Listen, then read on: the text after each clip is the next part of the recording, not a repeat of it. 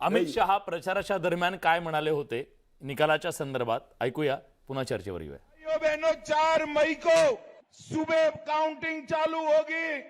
8 बजे ballot box खुलना शुरू होगा। 9 बजे पहला राउंड, 10 बजे दूसरा राउंड, 1 बजे काउंटिंग समाप्त और दीदी tata good bye. Ganga ji यहां बिहार से बहते हुए ही बंगाल तक पहुंचती है।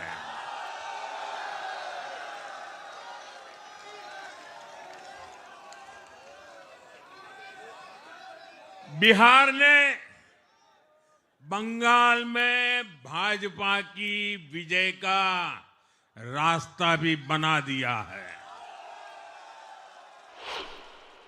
भारतीय जनता पक्षासाठी अतिशय मोठा दिवस हा। खरं तर गेल्या अनेक दशकांची त्यांची जी प्रतीक्षा होती ती प्रतीक्षा आज संपते आणि पश्चिम बंगालमध्ये ममता बॅनर्जींची 1.5 दशकांची सत्ता उलथवण्यात त्यांना यश मिळतंय आणि एक मोठं बहुमत कदाचित त्यांच्या पारड्यात जाऊ शकतं। जे आत्ता कल आहेत 178, म्हणजे निश्चितपणे बहुमताच्या खूप पुढे ते पोहोचलेले आहेत आणि ममता बॅनर्जींसाठी हा एक मोठा राजकीय धक्का, विरोधकांसाठी एक मोठा राजकीय धक्का। पण आपण केरळबद्दल बोलत होतो आणि काँग्रेसचं काय केरळमध्ये बरोबर आलं आणि आसाममध्ये काय चुकलं?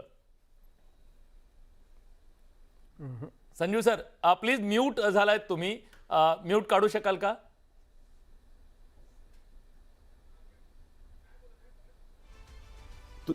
तोपर्यंत रविकिरण, तुम्ही जर याच याच्यावर अगदी थोडक्यात की तुम्हाला काय वाटतं आसाम आणि केरळ मधल्या काँग्रेस काय नेमका फरक काय? काँग्रेसचं कसं आहे की केरळमध्ये त्यांचं युनिट खूप स्ट्रॉंग आहे पहिल्यापासून आणि केरळच्या जनतेने 2च पर्याय सामान्यपणे स्वीकारलेले आहेत, एक तर LDF किंवा UDF। कधी LDF असतं कधी UDF असतं। आता मागच्या 2 टर्म त्यांनी याला दिले, LDF ला दिल्या, त्यामुळे तिथं अँटी इन्कमन्सी फॅक्टर प्रभावी ठरणारच होता आणि त्याचा फायदा घ्यायला काँग्रेस सक्षम अवस्थेत होतं, कारण त्यांच्याकडे ती सगळ्या छोट्या मोठ्या पक्षांची एक आघाडी होती। त्याचा त्यांनी अचूक फायदा घेतला आणि इथे ख्रिश्चन मतदान आणि नायर मतदान हे डिसायसिव्ह फॅक्टर आहेत। हे मतदान ज्याच्या बाजूने जातं ते प्रभावी ठरतं।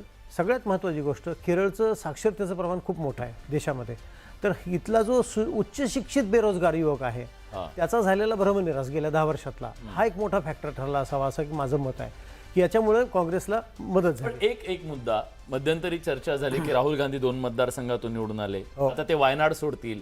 मग वायनाड सोडल्यानंतर एक प्रकारची फसवणूक झाली केरळ मधल्या मतदारांची, पण त्यांनी त्याला सबमिशन, त्याला पर्याय म्हणून प्रियंका गांधींना हे सुद्धा कोर्स करेक्शन योग्य अगदी योग्य आहे। आणि एखाद्या राज्यामधून जेव्हा राष्ट्रीय स्तरावरच्या एखाद्या मोठ्या पक्षाचा प्रमुख नेता जेव्हा उभा राहतो तिथं फार मोठा बदल घडतो आणि हा मुद्दा मी तुम्हाला घेऊन 2014 मध्ये जातो, जेव्हा नरेंद्र मोदी वाराणसीमधून उभे राहिले तेव्हा सगळ्या देशाला नवल वाटलं होतं की हे का गेले असतील तिथे, यांचा आणि वाराणसीचा काय संबंध आहे। परंतु त्यांच्या पक्षाच्या धोरणातून विचार करायचा झाला तर वाराणसीचं हिंदू धर्मांमध्ये असलेलं स्थान हे फार मोठं आहे, फार मोठं। ते इतकं मोठं आहे की त्याचा इतका मोठा परिणाम झाला की उत्तर प्रदेश आज भाजप किती मोठं ताकद तयार झाली, आज योगी तिथं मुख्यमंत्री आहेत।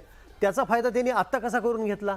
आत्ता बघा, दुसऱ्या फेजचं मतदान ज्या दिवशी होतं त्या दिवशी मोदी वाराणसीमध्ये रोड शो करत होते, काय संदेश दिला असेल, काय संदेश दिला असेल?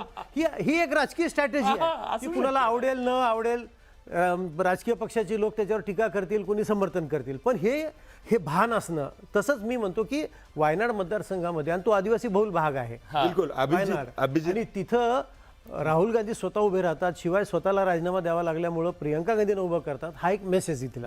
अभिजितला